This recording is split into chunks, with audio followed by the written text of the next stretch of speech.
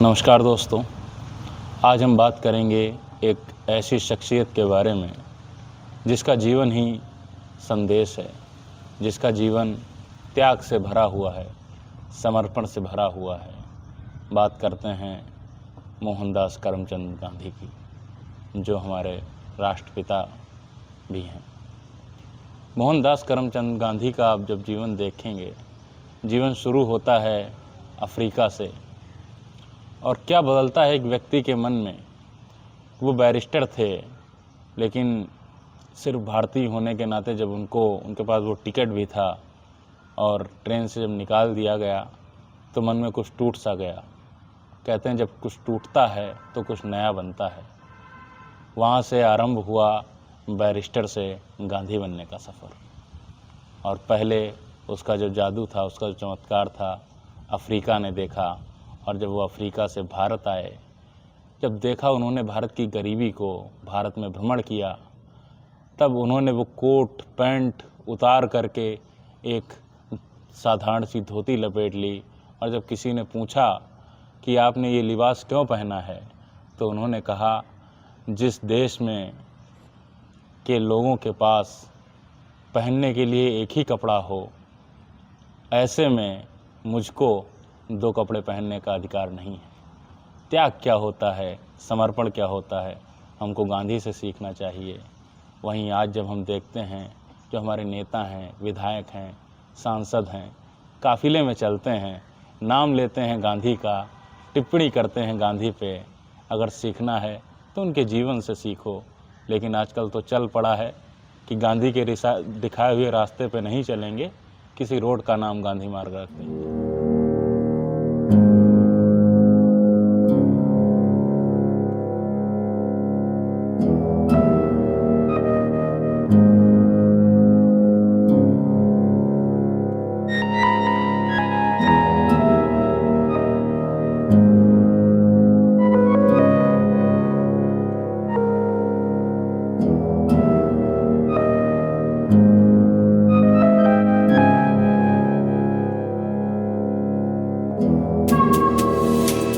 तो आज हम बात करेंगे गांधी के बारे में, उनके जीवन के बारे में, उनके मूल्यों के बारे में, क्योंकि 2 अक्टूबर आने वाला है, गांधी जयंती आने वाली है।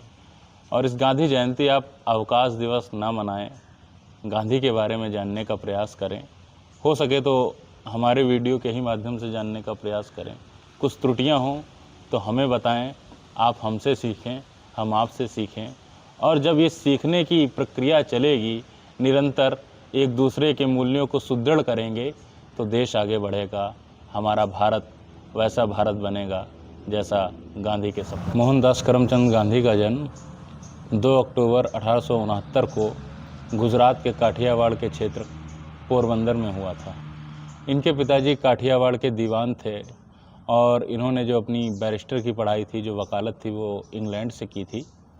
और इंग्लैंड से वकालत करने के उपरांत जब ये गुजरात लौटे तो गुजरात के दादा अब्दुल्ला का मुकदमा लड़ने के लिए ये दक्षिण अफ्रीका गए।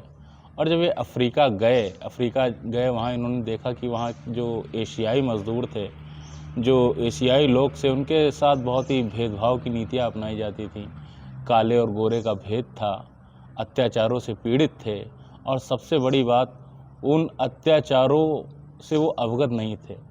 उनको लगता था कि हम काले हैं, हम बने ही अत्याचार सहने के लिए हैं। ऐसे में जब महात्मा गांधी ने ये सारी चीज़ें देखीं तो उन्होंने एक फ़ैसला लिया कि हम इनको इनके अधिकारों से अवगत कराएंगे, इन्हें संघर्ष का रास्ता दिखाएंगे। और यहीं से गांधी का सफ़र शुरू होता है, एक स्वतंत्रता सेनानी के रूप में, एक आंदोलनकारी के रूप में। 1914 में गांधी जी दक्षिण अफ्रीका से भारत वापस आए। दक्षिण अफ्रीका जो मजदूर गए हुए थे वो 3 वर्गों में संगठित था। जो पहला वर्ग था वो दक्षिण भारत से गया हुआ था, वो वहाँ पे गन्ने के खेतों में काम करने के लिए गया हुआ था। दूसरा वर्ग था जो मेमन मुसलमान थे, जो दक्षिण भारत जो जा रहे थे मजदूर दक्षिण अफ्रीका, उनके साथ वो चले गए थे। तीसरा वर्ग जो था वो जो वहाँ पे गए थे, जो अनुबंध समाप्त हो गया तो वो वहीं रुक गए थे।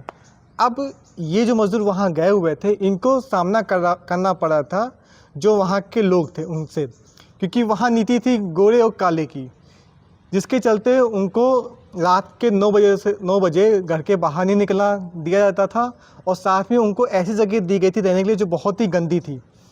ये सब देखने के बाद ही गांधी जी वहाँ रुके और उन्होंने अफ्रीका में आंदोलन किया।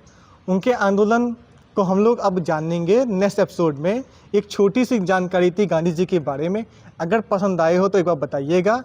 इसके बाद में लोग उसको विस्तारित से आपको बताएंगे गांधी जी के जितने आंदोलन हुए थे अफ्रीका में, उसके बाद जब भारत वापस आए वहाँ पे जो उनके आंदोलन हुए थे उनके बारे में हम लोग बात करेंगे अब नेक्स्ट एपिसोड में। तब तक के लिए नमस्कार।